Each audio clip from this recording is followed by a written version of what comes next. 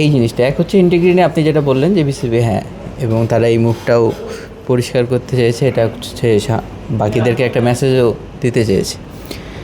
পেমেন্টের ইস্যুটা, যে ফ্র্যাঞ্চাইজিগুলো জুবারের কাছ থেকে আগে শুনিয়ে দেবে, যে ফ্র্যাঞ্চাইজিগুলো এসেছে হ্যাঁ, তাদের মধ্য থেকে কেউ রাজশাহী হয়ে যাবে না, এটার মানে এ বিসিবি কি আশ্বস্ত?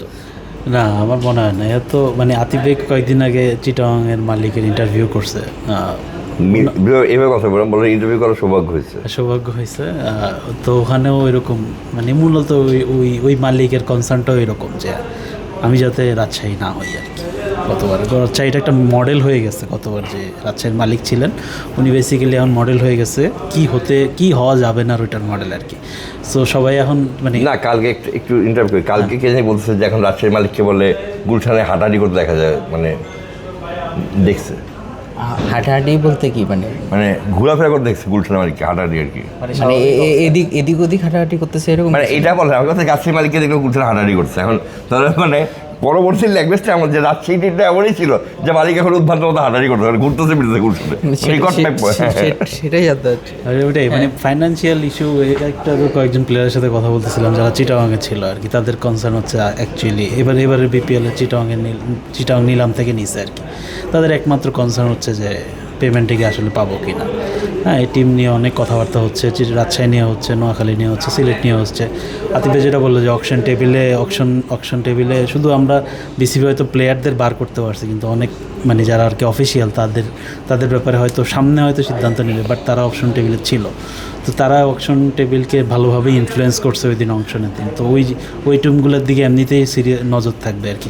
দু একজন আমার এমনও হয়েছে যে একটা ফ্র্যাঞ্চাইজি কিন্তু দাদা অকশন টেবিলে একজন ছিলেন, তাই কিন্তু পরবর্তী ম্যানেজমেন্ট রাখে নাই। মানে তারা যখন বুঝতে পারছে যে উনি ফ্ল্যাগড, তারপর তারা টিম ম্যানেজ। হ্যাঁ, এখন প্রশ্ন থেকে যে সেই ফ্র্যাঞ্চাইজির ব্যাপারটা বলি, সেই ফ্র্যাঞ্চাইজি যে যাকে রাখে নাই, প্রশ্ন হচ্ছে এইটা তো সে ফ্র্যাঞ্চাইজি বলতেছে আমি জানি না, এটা কি বিসিবি জানতো না? আমার প্রশ্ন তো সেটাই। তো এটা বিসিবি জানতো, বিসিবি তখন মানে চোখে মানে কালো পট্টি বেঁধে বসছিল নাকি? তাহলে একটু আগে যে বললেন যে BCB was aware of everything and all, BCB যখন অন্যান্য জিনিস নিয়ে এত বেশি মাত্রা হয়ে গেল যে তাদের যে এখানে কারা কারা ঢুকছে এটা তো উনি বিসিবি জানতো না।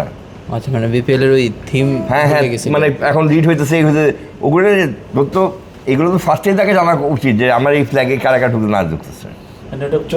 মনোযোগটা বেশি ছিল প্লেয়ারদের দিকেই, মনোযোগটা বেশি ছিল বেসিক্যালি আমি অপশনটা যেন পার্ট করতে পারি, অপশনটা যেন দিচ্ছে, অপশনটা হইতে পারে লিগালি যত। হ্যাঁ, লিগালি তো অপশনটা, that was their major theme আর কি। So and that they have done it. So ওইটা না, বাট মানে ওই লোকটাকে যেমন টেবিলে দেখাটা আমাদের জন্য মানে অস্বস্তিকর। ওই লোক মানে একটা লোককে কথা বলতে বেশ কয়েকজন লোককে, তো এটা বিসিবির জন্য কিন্তু খুবই অস্বস্তিকর হওয়া উচিত, বিকজ তাদের ব্যাপারটা তো আমি আগে জানি না।